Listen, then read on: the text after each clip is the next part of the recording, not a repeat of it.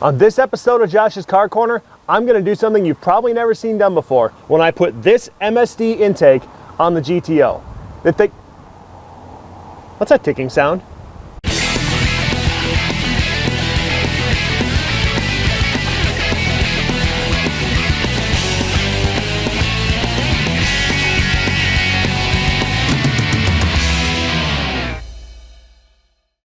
So if you saw the end of the two-step episode, you would have seen me stopping by a performance shop to pick up this MSD Atomic AirForce intake manifold for the GTO. And before I get too much farther here, I need to give a shout out to Modern Motor Works in Glendale, Arizona for hooking me up with this particular manifold. There are not a lot of performance shops in the West Valley of the Phoenix metro area, and Modern Motor Works is one of them. They do general service on all cars, and they do work on muscle cars too, but the cool thing that they do is they make custom kit cars for people. When I was in the shop to pick this up, they were working on an LS3 powered AC Cobra replica that was really cool, and I can't wait to see how that project turns out. But getting back to the intake manifold, an aftermarket intake manifold is probably the last upgrade I have to do after 10 years of ownership to the GTO. It's the last bolt-on upgrade there is for me to do. And when I was looking for it, the easy route to go would have been to get the Fast 102. Everybody gets the Fast 102, and not a lot of people purchase this AirForce intake, and it's been on the market for a couple of years now, and I wondered what the reasons were for that. So before I made any decisions about what I was going to buy, I did a little bit of research. Went on a couple of different LS car forums, and I found a couple different threads with posts from people who ran dyno shops and actually tested the MSD back-to-back with a fast intake. And what they said was that the MSD intakes do make a measurable amount more power and torque than the fast intakes do. However, if you already have a fast intake, it's not worth ditching the fast and spending the money to get a brand new MSD intake. The gains are not significant enough. But if you're starting from scratch, the MSD is the way to go. But then I started looking into it more and finding just nobody really buys this intake. And I just started wondering why. Is there something wrong with it? Is it difficult to work with? Things like that. One of the things I could show you right now is probably one of the reasons a lot of people do not go with this MSD intake. First of all, this intake is large, and I mean really large, significantly larger than the factory intake. It is a full inch longer, it is a full inch wider, and it is a full inch taller than the factory intake. Now, despite all that, it will still clear the factory fuel rail. They cut a deep notch in it right here just for that. It does bolt and drop right in with almost no modifications, and you'll see later on what those minor modifications are in the process of me figuring out how to bolt one of these things on. I did find you have to do a couple of little tweaks, but nothing really that bad. So I thought, okay, let's get the MSD. When I'm done, I'll throw it on the dyno. We'll see just how much more power it makes over a factory intake. And then I got thinking, you know, while I'm in there, this would be a great opportunity to make a correction that GM took away from the cars actually a long time ago. So back when the LS1 initially came out in '97 and was on the Corvette, it had a 4-corner steam vent system, and all 4 corners were vented back to a common channel fed back to the radiator. That's a good thing because then you have 4 different places for steam and excess pressure to get out of the system, allow coolant to flow freely, and maximize your cooling potential. Now, you can buy a lot of aftermarket kits and you can replace the factory 2-vent system, but what I have discovered is with this particular intake, because it's so large, that is almost impossible to do. In fact, I even called up Holley themselves, who they own all these other companies now, Comp and MSD and Excel and Earls. It's all under one giant umbrella company now. And what I asked them was, is there a 4-corner steam vent kit I can use in conjunction with this intake on my LS2 GTO? And they said, no, it's not possible. And that threw up a red flag in my head, and I said, you know what? I bet there's a way to do it. So in addition to putting this AirForce intake on my car, I also wanted to figure out a way to, at the same time, do a 4-port steam vent system. So the footage you're going to see right now is me trying to figure out how to make that work with this intake. So check this out. So one of the differences with the MSD intake compared to the Fast right away is you have multiple places you can mount your map sensor. They actually give you 3 different points. There's the standard one right there in the right front. They give you another one back here on the top left. And there's a third position back here if you want to hide your map sensor just for a more discreet and clean install. But since my wiring already runs to that point and it's already running with the fuel wiring and everything, I'm just going to put it in the factory point. So what you have to do is you have to take the top off. This is in 2 halves. We'll get it apart and then I can tap that hole and then we can put it back together and finish putting in all the hardware so it's sealed. Okay, so I got the 2 halves apart and this is what the MSD looks like on the inside. Now it almost looks like these runners are replaceable because they're all bolted on a central point like that where this threaded rod goes all the way through and holds them all in place there. And it kind of looks like on this end they're just sealed on, like maybe they used some RTV just to hold them. These seals right here for the fuel injectors are floating seals. These actually move, so they make special note in the instructions that when you put it back together, be very careful.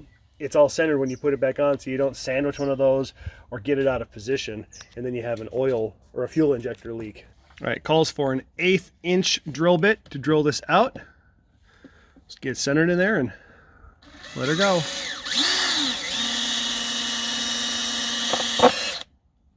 And that should do it. I'll deburr that, clean it out, but that's all the hole you should need for vacuum. Okay, I got all the hardware sitting loosely in here. Now it's time to torque everything down and tighten this up. They want you to use blue Loctite on all of the fasteners, and they want this done in 2 stages. So you start with what they call the stanchion bolts, these top 3 bolts here, here, and here. They want everything tightened in 2 stages, ultimately ending up at 75 inch-pounds, which is the equivalent of 6 1/4 foot-pounds. So not a lot of torque at all. And you do that for the big ones and all of the ones along the bottom too. So they want you to do the top first, get those to 75. There is a procedure to go around and do all these. I will put that up on the screen right now. Top goes 1, 2, 3, and then there are 14 on the bottom you have to go around and hit. So Loctite, do them in 2 stages. I'm starting with 60 inch-pounds or 5 foot-pounds. That's as low as my wrench will go. And then my second phase, I will do the 6 1/4 foot-pounds or 75 inch-pounds. Okay, I got the whole intake finished, tightened, and put together now. Now what I'm going to do is I'm going to bring it over to this spare engine that my buddy Ali's got, which you will see this engine dissected in a future episode of the show. Now I know it's going to clear with no issues because it's designed to fit on a factory engine with no issues at all, but what everyone on the internet, including the manufacturers, have told me is if I run this intake, there's no way I can run a steam vent system that works in all 4 corners. See this little connect thing right here? This is a channel for steam vent. There's one on each corner of the cylinder heads, so you have 4 of them total. On an LS1, these are all in use, but on the 2 and the 3, they only use the front ones. And what some people say is when you're making a lot of heat and a lot of horsepower, cylinders 7 and 8 are not getting steam evacuation and bubble evacuation as well, and they get too hot and you start having problems with cylinder 7 and 8. So it's best to run a 4-channel system. So I'm going to take this one off and I'm going to throw the new one on there and see if it really is impossible to put any kind of steam vent system on here, if these are completely obstructed and you can't do anything with them, or if I will have some options for running a steam vent system. Okay, I am trying to set the intake on the engine and I've already encountered a clearance issue, but not where I thought I would. It's happening right here in the front. This elbow that comes off the front of the intake is interfering with the power steering reservoir bracket. And you can see already if I pick this up where what it tried to do is it tried to move the whole intake over to the side and then it would slide down and it scraped that up a little bit. So for the time being, I'm just going to remove it to see what the intake looks like sitting flush on the block. Okay, so one problem solved. It now clears up here, but now the second problem is now it's interfering back here on this hanger mount for pulling the engine. And I already bent it back a little bit just to see if I could help with the clearance. And I think it's still hitting, so I'm going to take this one off too. And then hopefully then it'll sit in the position it wants to be and we can see fitment issues with the rest of it. Okay, I am starting to understand why fewer people use this intake. So this bracket now fits in there properly now that I've got that rear bracket out. The intake was able to slide back to the position it wants to be in. One other thing they said is that you can't use the LS1 water pump with this intake because it interferes, so you either have to grind on it or use an LS2 water pump instead. And you can see why. Look how close that gets down there, which means the throttle body is also going to be very, very close. So if you look at the situation with the steam venting, this one's all right. Nothing really interferes with that. The ones I've seen online at Earl's, the fitting comes out the side like that. This one, I can now see how that could be an issue. Now, I think it would still be possible to run a system. I don't know if you could come straight out like that, but if you had a 90 coming off of it, and you put that on beforehand, I think you might be able to make the intake fit. So I'm not giving up on this idea. It's going to have to be a completely custom system, and I'm probably going to have to spend a few bucks. It's not necessary to have the rear bracket on the engine all the time, only if you want to remove the engine, really. It doesn't do anything else, so that's neither here nor there. And you can remove that in the car. So I'll probably be doing the same thing to my car. But yeah, so now I know what I got to deal with, and now I got to see if I can make a custom steam vent system that'll work with this intake. I put the factory intake back on, and I thought I would just look at the differences between where everything sits on the factory intake. Look how much more room you've got in there. Look how much farther the throttle body is away compared to where the MSD was going to sit. And also when you come around to the back here, look how much access you have. It just demonstrates how much physically larger the MSD intake is. You have so much more volume in there for air. That's why it makes the best horsepower of all the aftermarket plastic intakes. You just have so much more space. So I'll put this back on and get on the computer, do some research. Okay, I'm back over at my friend Ali's house today working on this test fitting this intake again. I just want to show you, explain to you why it's taking me so long to get this figured out.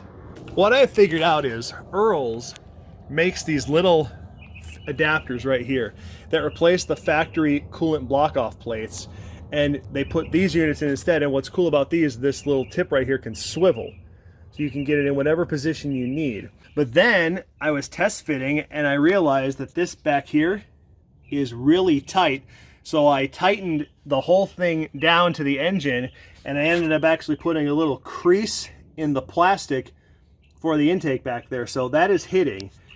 Now fortunately, this top section right here is nothing more than a retainer for this. It's just a hinge so this thing can swivel.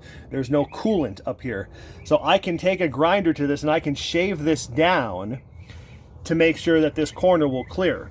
And there's no clearance issues here, and there's no clearance issues in the front. So I have to make custom lines and run them somehow from the back of the engine to the front of the engine. I can either tee them together and bring one line up and then somehow have it meet up with either the factory system, or make more custom lines and have the rear line tee into that and have everything go to one pipe and then go to the radiator. That's the part I have to figure out now. It's going to be completely custom. Okay, I was hit with inspiration and I figured out how to finally make all this work. Now, on an outside appearance, there isn't that much that looks a little different. You have to get way down here to see it, and you saw it earlier. So the difference is you see this line coming up here, and now it goes to this junction block right here. We've got this line coming from the back, and then I made this line just to attach. This is a temporary fix. And then this is attaching to the factory line back to the radiator right here, which is a barb fitting. I'll make a nice, more permanent, elegant solution later on. Probably get some more of this good hose and run it all the way back to here. But that's the only difference. But then when you take the intake out, you can see the complete system. So this line runs across the front of the engine, because if it runs here in the valley, it hits the intake because it's that big. And then we've got the section back here, and you see how this one is shiny? You actually have to grind the corner of that down because the intake is that big. Otherwise it hits it. When I test fit this, I ended up putting a little dent in the bottom of the intake because that actually hits it. So you grind that down. Now there's no water passing through there, so you're not risking anything there, and there's plenty of strength in the thing to hold that fitting down. So then that runs across the back of the engine again, because if it were up here, it would hit the intake. And we've got another 90 right here, making this whoop-de-doo 180-degree turn back here. That's what it needs to do to clear and get around everything. Comes along the front, and you're done. You can remove the intake. You can access things back here fairly easily.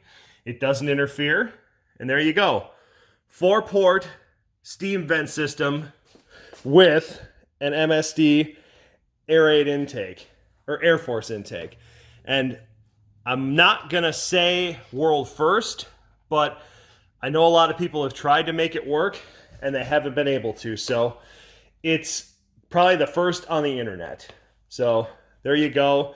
It's been done. Now I just got to make sure that the throttle body and everything else fits around here, and I can nail it down and see how she runs. So I just got done cleaning the injectors and the fuel rail, and I put it on the MSD intake for the first time. And actually, I think they were a little bit generous with the space they left here, because look at that. There's a huge gap right there and a huge gap right there. In the interest of making this thing as large as possible, I'm surprised that they did that, because you cannot use an LS1 fuel rail with this intake. Even though this will fit on LS1 and LS6 cylinder heads, you have to use the LS2 rail because the shape is a little bit taller to make this fit. So I wonder why they even left that space in the interest of maximizing airflow, but there you go. Okay, test fitting is now complete. I managed to cut a little more off of my due speed. So now even with the VARAM spacer and the throttle body installed, I have just a little bit of clearance there. It is sitting in the final position. The injector rail's on. It's looking pretty sweet, but I'm not going to bolt it all down and finalize it yet, because this 4-port steam vent system is experimental. I'm actually going to put the old intake back on because it gives me much more visibility to all the corners. And then I'm going to run it, get it up to temp, make sure it doesn't leak. Then, once I know it doesn't leak and I know it's good, then I can throw this one on. But I think I'm also going to save throwing it on for the final time until I get it on the dyno, because I really want to run it back to back with the stock intake to see just how much of a gain you get on the same motor. Run it with the stock one, throw the MSD on, see just how much of a gain you get, because I'm really hoping for the numbers to be substantial. I'm hoping for at least 10 to the wheel. That would make me happy. Anything over 10 is great. Anything under that, it's like, well, I probably wasted a lot of time and I probably could have gone with a fast, but I'm hoping for at least 10. With this build, heads, cam, everything, the tune, running on ethanol, it should make at least 10. Okay, the day has finally come to find out just how much horsepower I will gain by having this MSD intake on the car. I'm actually back at Arizona Dyno Chip, the same place I was 2 years ago when I had the car dynoed, although now it's also called Rudd Performance Motorsports. Both shops operate out of the same place, and they were gracious enough to let me bring the car here, strap it back on the dyno, run it, get a baseline with the original intake, and then change the intake with it on the dyno, fire it back up, and see what the gains are back to back. So I can't wait to get into it. We're going to fire it up here, get the tires cleaned off, do a couple of baseline pulls, then I'm going to rip off that old intake, put the MSD on, and we'll see what she does.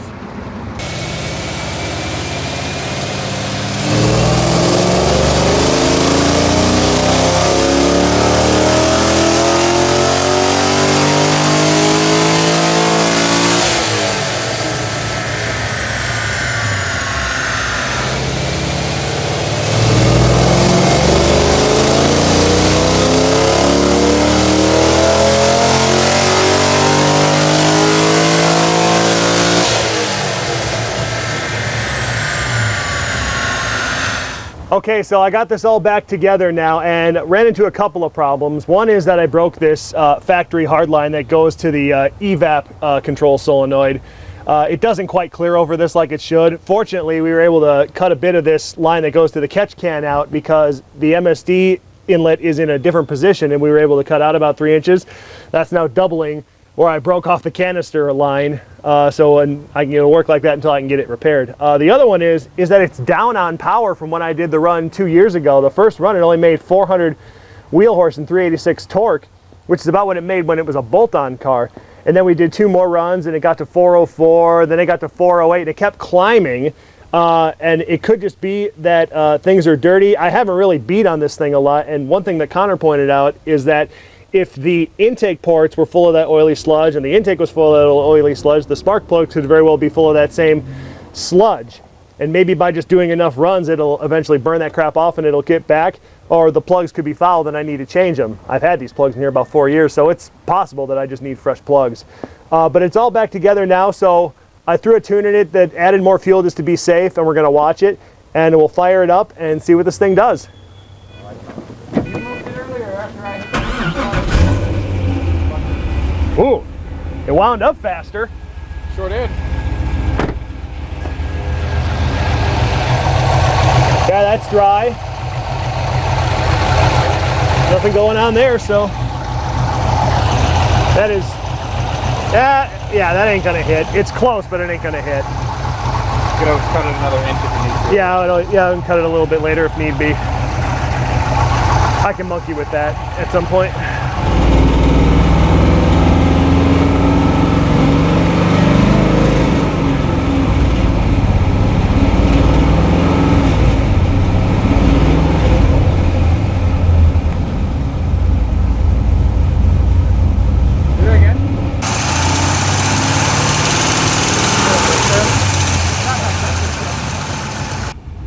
Or was that the exhaust rattling on one of the straps? No, that's up there. Really? That is up there. You want to go up there and I can do it for you so you can see? Oh yeah. That's lifter ticker. That's 100% lifter tick. I mean, do you think it's going to explode? Or is it just being noisy?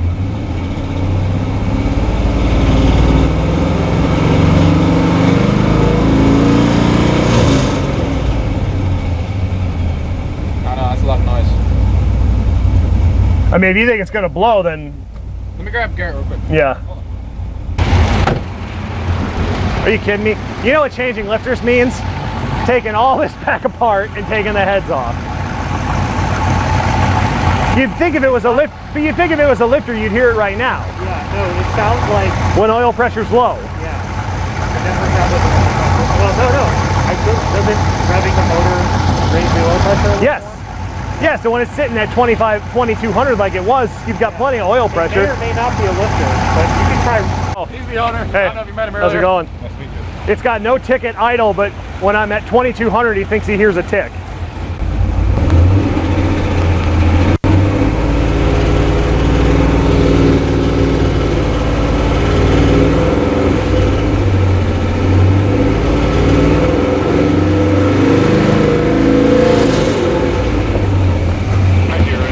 Yeah? What? Hard to say what that is. You want to sit outside the car and hear it for yourself? All right. All right. It's like coming from around here where the oil cap is. The back area, like really here. I mean,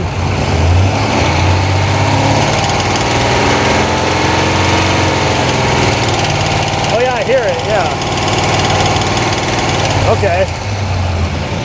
It I sounds. didn't hear it on the old manifold, but at the same time, you weren't revving it up slowly on the old manifold. We just pulled it. You know what I'm saying? Why don't we spin it in fourth gear and see if you hear it? What? Because maybe when there's tension on the driveline, it'll go away or something.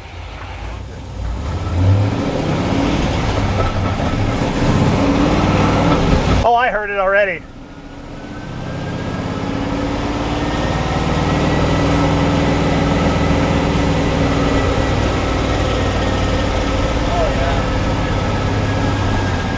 More audible with load. Really? Okay. Cool. Well, I don't want to grenade it, so I guess that's that. I've had this car too long to blow it up.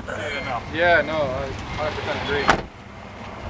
Oh. Well, Sorry to kill you. no. I just rather look out for you. No, and I would rather know it now than it's spinning 7,000 and something blows, but I punch a window in the block. That's on like 7,000 RPM is about the only way to find this. Okay, so if you've just heard everything from me walking around here, I have a noticeable lifter tick all of a sudden. Probably had it for a while, but haven't been under the hood like this to hear it. So I guess now I'll be taking the engine apart. I laugh because it's silly. All the time I just spent figuring out this 4-port steam vent system, all the time I test fit this thing so I could just slap it onto the dyno, and now I got to take the whole engine apart. But you know what? more content for you to watch. So look forward to seeing that sometime in the near future. So thank you so much for watching Josh's Car Corner, and see you next time. Like what you just saw? Let me know with a thumbs up, or by subscribing and clicking that little bell so you know when new episodes come out. And be sure to join the new Facebook group I set up too for Josh's Car Corner. I just got done cleaning these intake ports, nice and shiny. I haven't cleaned the other side yet. They look like that. And I thought to myself, why the hell do they look like that? That's just this oily, tarry sludge. Because I have this. And then I thought to myself, wait a minute, when's the last time you actually emptied that thing? Because I've had it for, God, 3 years. After a month, I opened it, nothing came out. Opened it a couple months later, nothing came out. And I thought, okay, damn thing doesn't work. I got a bum catch can. Well, I opened it up about a half hour ago, and it pissed oil for a good minute. So it was probably all the way full to the top and just pumping oil right back into the intake. I haven't looked in the intake yet, but I bet it's an oily, sludgy mess. So here's a note. Remember to empty your catch can.